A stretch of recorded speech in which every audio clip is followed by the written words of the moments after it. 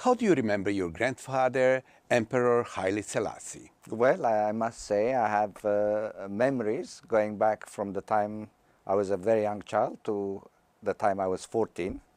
Of course, a lot of it I remember from a child's perspective, but I remember the court, I remember the religious ceremonies and the attending functions with him. One of my earliest memories is also the visit of President Tito and Her Majesty the Queen. And I also remember visiting different parts of Ethiopia with him. Of course, as a child, our biggest memory is visiting the animals in the palace, and also Christmas celebrations and Easter celebrations. Emperor Haile Selassie and President of Yugoslavia Tito had a close relationship based on personal affinity and non-aligned movement. What could you tell us about that? Of course, they both came through World War II and as such shared that sense of history and fight against fascism and what had engulfed the world.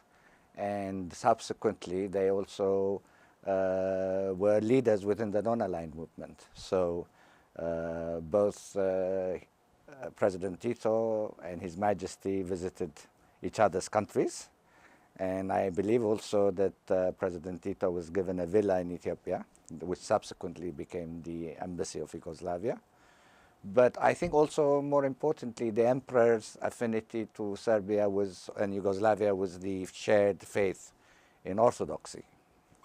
So I think that also was a big factor in the affinity that he shared for the country. As the president of the Crown Council of Ethiopia in exile, how would you define your mission? I think very importantly, the Ethiopian Crown has played a very major role in Ethiopia's history. And unfortunately, in the past, there has been an unbalanced commentary about its historical role and what it has really contributed to the society. So in our position, we try to redress and create a sense of balance where history shouldn't be totally revised to fit any victor, but that it should be balanced to show both the positive and negative side.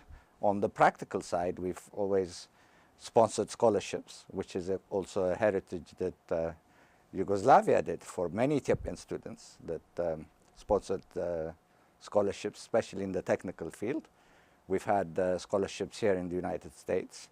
And now we're working on a water initiative. We believe that water is the building block for any civilization. And in Ethiopia, large percentage of the population don't have access to clean water. So this has been the biggest initiative now that we're focused on. What are your future plans? I want to live in Ethiopia. I think that's a very important part of what I would like to do. And I want to also participate in building, in the rebuilding of Ethiopia, in Ethiopia's Renaissance. I think every Ethiopian has an ability to contribute to Ethiopia's future development. And we're no different. I think we would be very happy to participate in that process. As did Prince Alexander of Serbia, who returned also to Belgrade. Extremely commendable. It's somebody I look up to and admire.